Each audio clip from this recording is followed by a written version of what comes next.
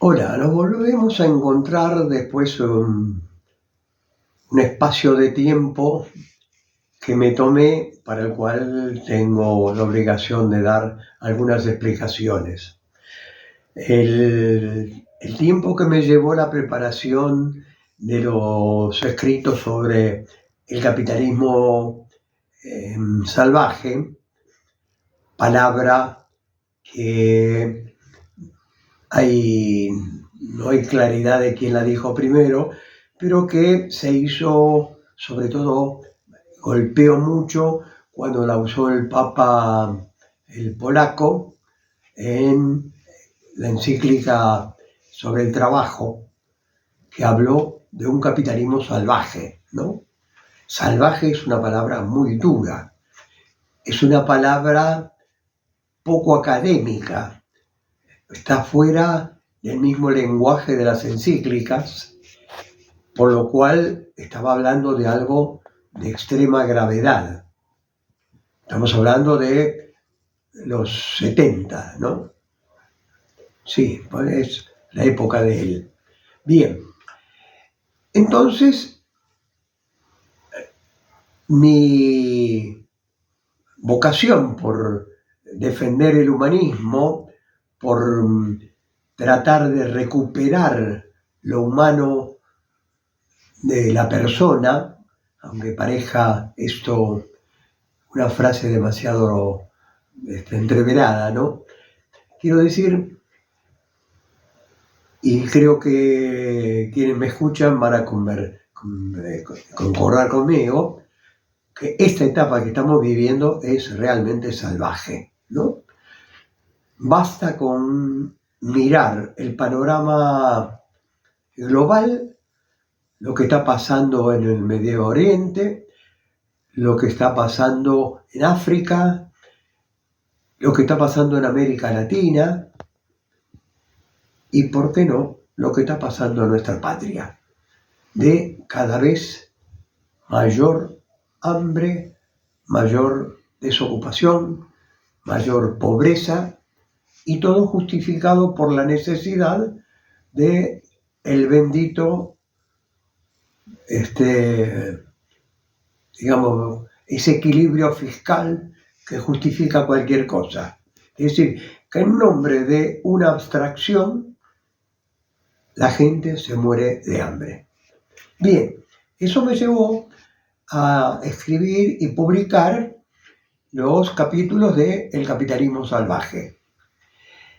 Pero llegué a una especie de muro, porque estaba hablando de algo que no había aparecido claramente su origen.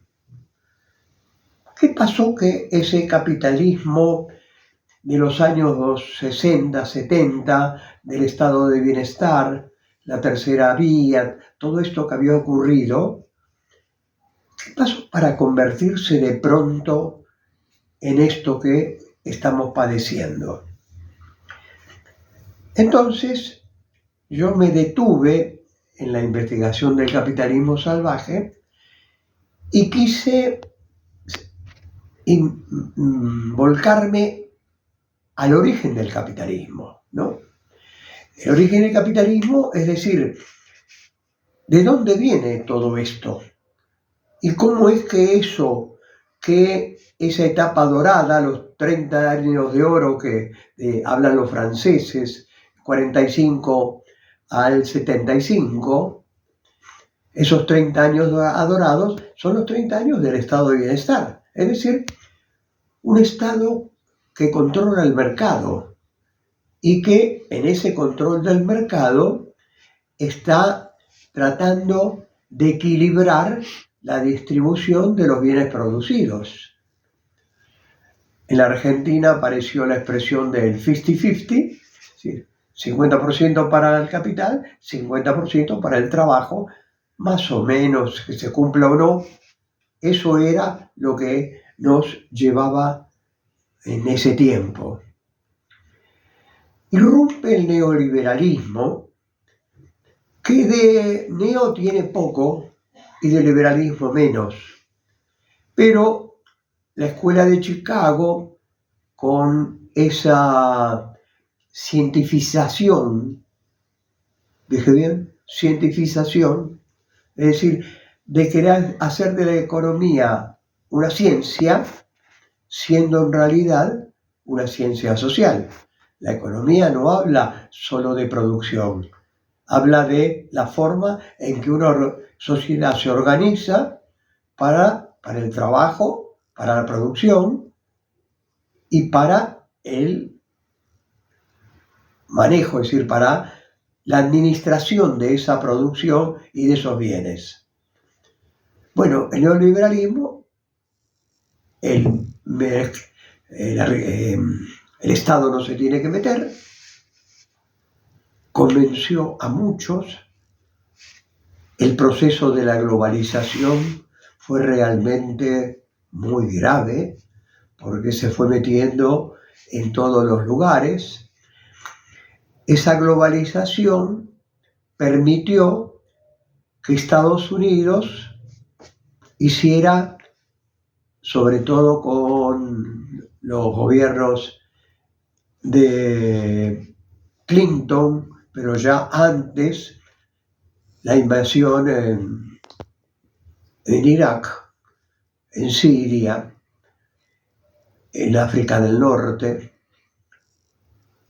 y esto con el supuesto de que estamos democratizando el mundo en el que vivimos.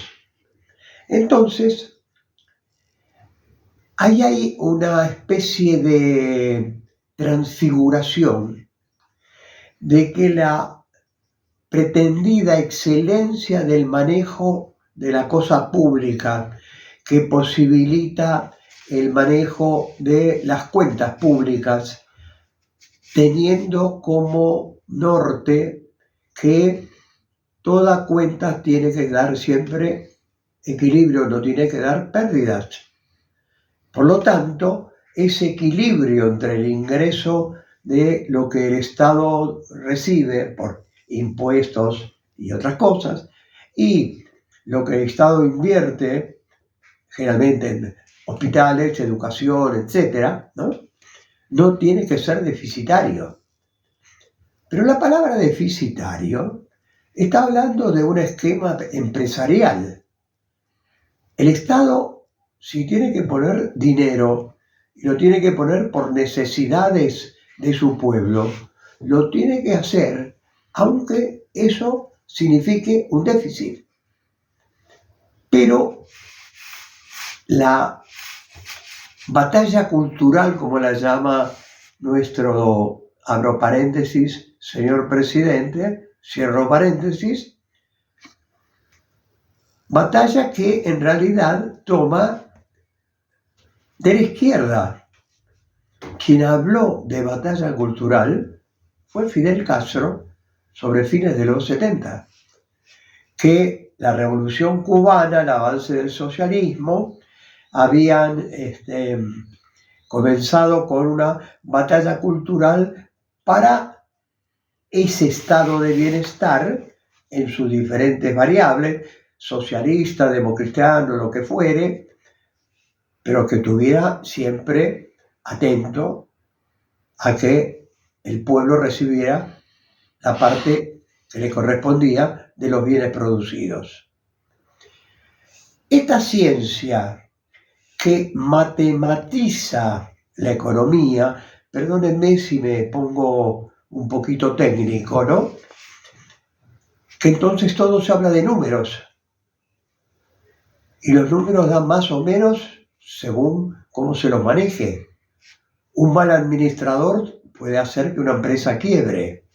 Un empresario exitoso puede hacer que una empresa dé frutos y renta importante, ¿no?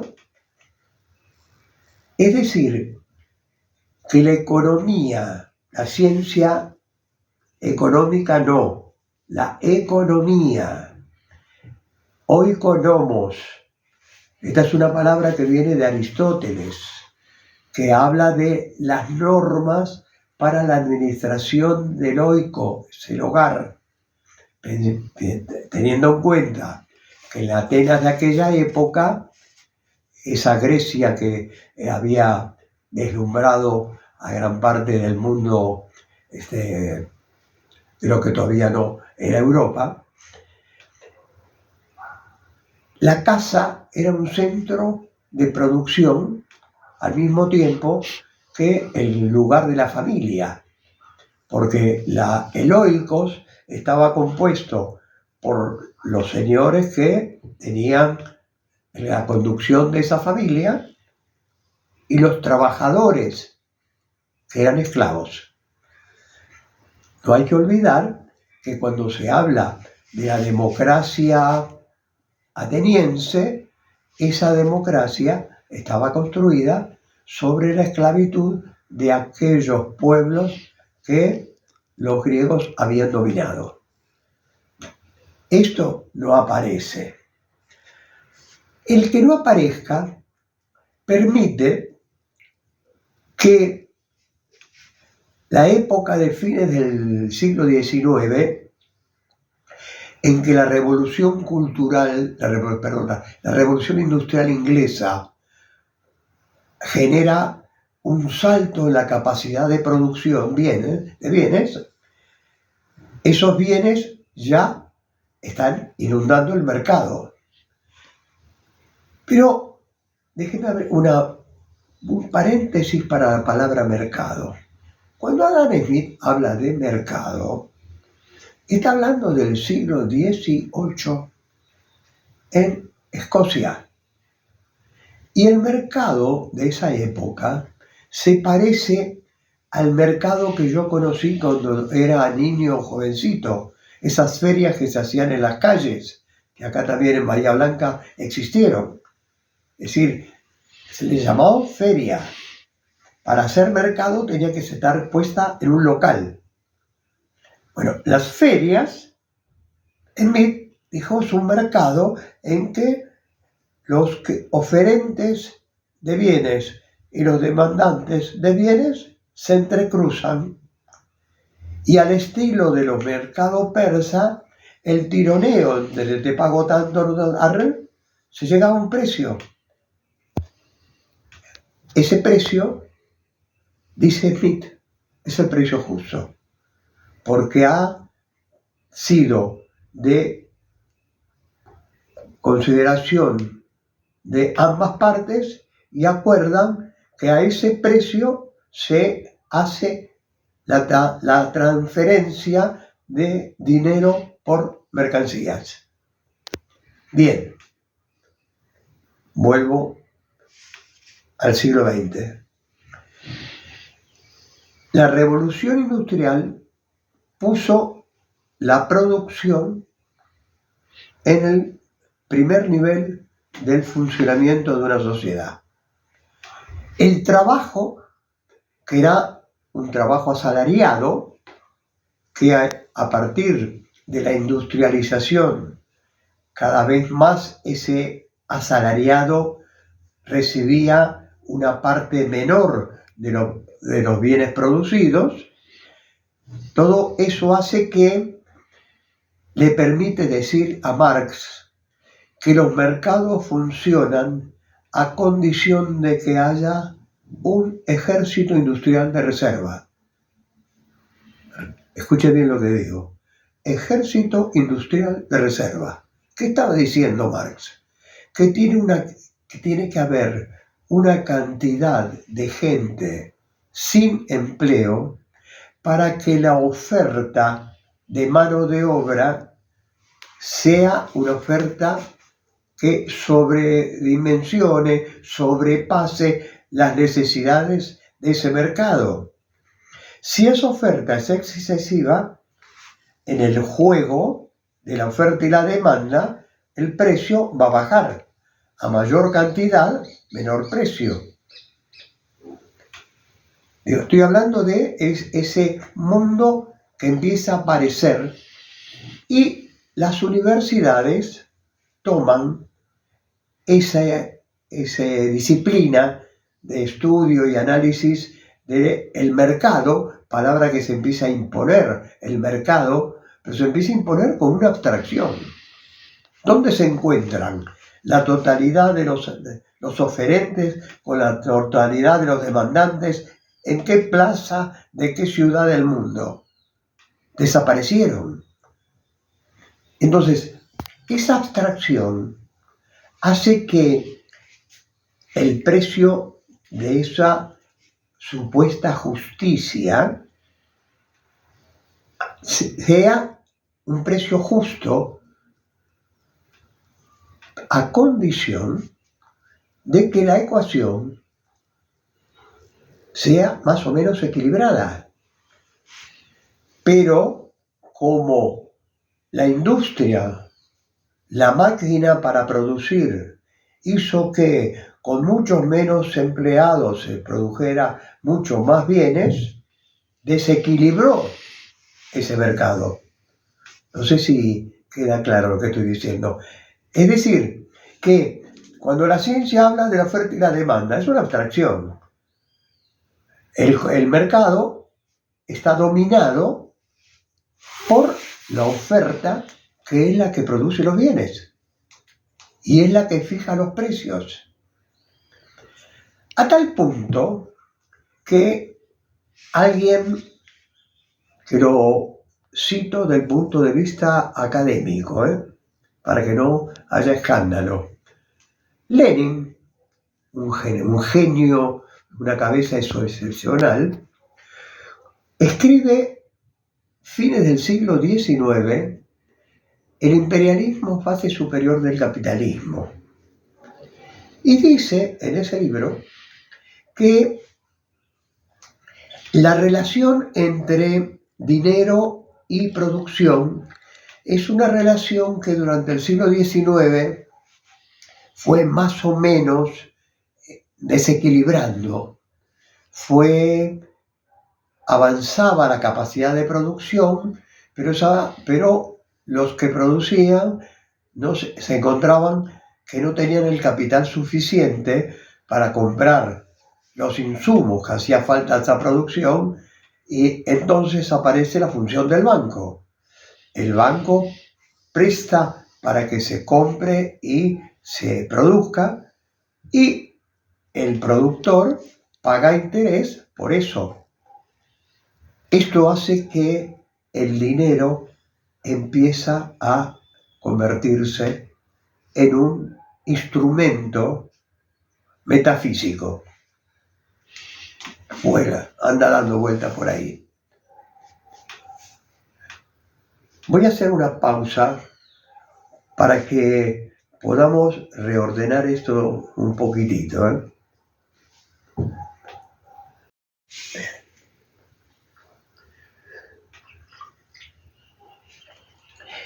Permítame hacer una especie de síntesis. Lamentablemente, cómo funciona la economía, y si ustedes, como cualquier ciudadano de a pie, escucha la radio, oye ve la televisión, lee los diarios, todo, lo único que se habla, valor del dólar, intereses, precio de las acciones. Eso es la economía. La gente, la ciencia económica ha logrado que nosotros, cada uno de nosotros, desaparezca del análisis económico. Esto es fruto de la maravilla de esa batalla cultural que Fidel Castro dijo en los 80. Dimos la batalla cultural, pero la hemos perdido. Estaba diciendo, la globalización, con todo su aparato informativo, pasó por encima nuestro. Esto hay que acompañarlo con la denigración del proceso cubano, sea lo que sea. Se han dicho barbaridades que no son ciertas. Por otro lado, el estallido de la Unión Soviética, la caída del muro de Berlín, hizo que hablar de lo social, que se acerca al socialismo, sea mala palabra. Y ese momento de esplendor del capitalismo que lo llevó a un plumífero, una palabra que me gusta cuando hablan de lo que por nosotros podemos ser un académico, ¿no? Un plumífero, pues se dedica a escribir. Fukuyama escribió un libro que se llamó El fin de la historia. Un libro que fue lanzado con un aparato publicitario en América del Norte, en Europa y América del Sur, y fue un éxito editorial, es decir, un éxito de negocios. Lo que estaba diciendo Fukuyama es que ya nada era esperable y que el Estado liberal con la economía de mercado había resuelto todos los problemas.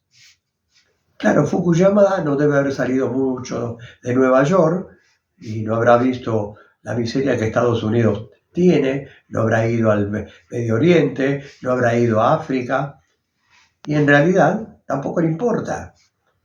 Habló de ese fenómeno que se produce en ese lugar en que se juntan unas cuantas universidades, que es el estado de Nueva York, Cambridge, todo ese mundito del noreste de Estados Unidos, y hablaron de se acabó la historia.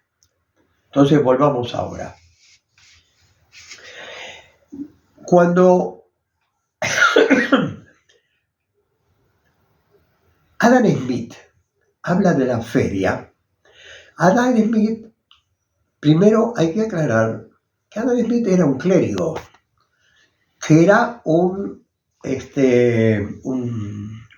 teólogo que daba clases en la Universidad escocesa, y que el resultado de la revolución industrial, que en Gran Bretaña se hacía sentir con mucha dureza, hay mucha información, videos,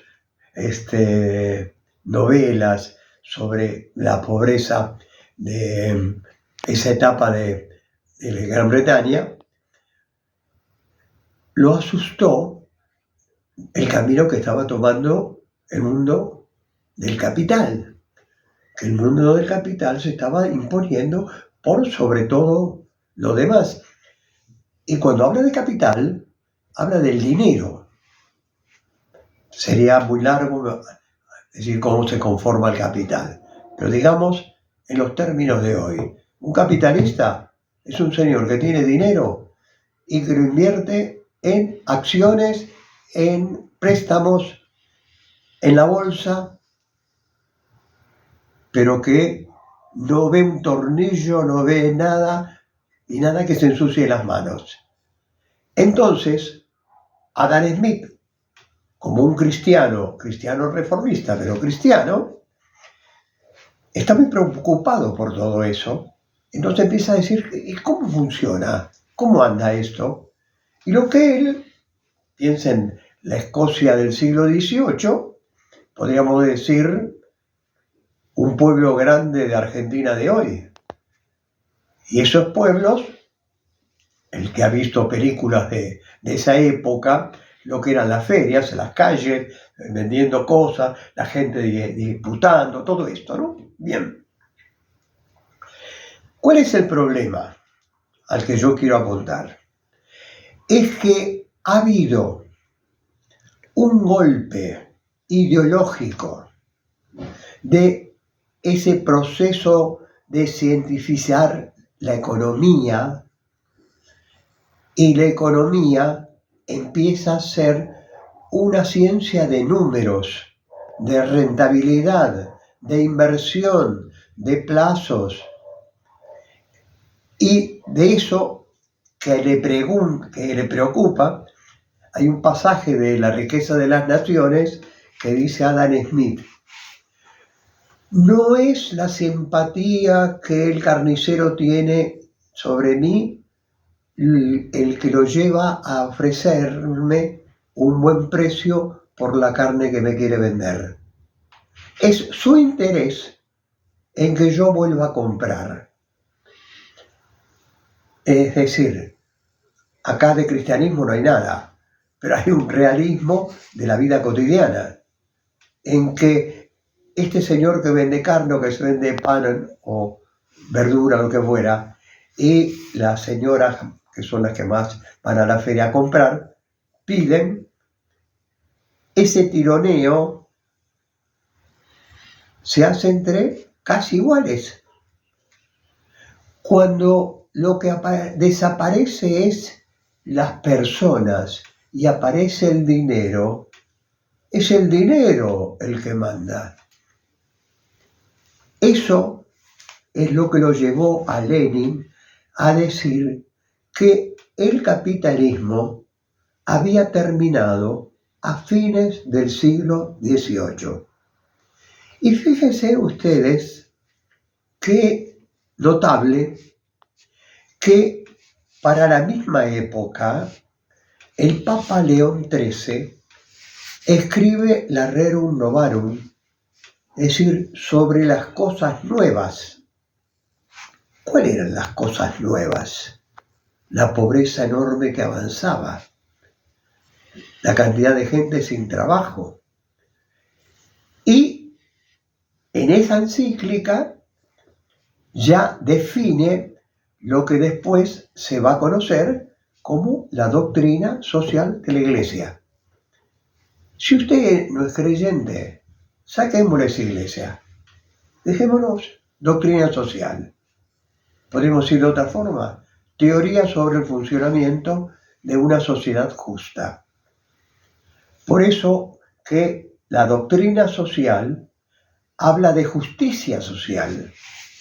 Y esa justicia social tiende a que se equilibre la distribución de los bienes. Entonces, yo lo dejé antes de la pausa, en un momento que hablaba del neoliberalismo como el estallido de una ciencia que había revolucionado la economía. No, una ciencia que había eliminado la humanidad. Voy a seguir en el próximo encuentro con este tema, que ustedes van a tener un texto como hacemos habitualmente, para seguir, porque es muy largo, es muy profundo y requiere que lo veamos minuciosamente. Gracias, a la próxima.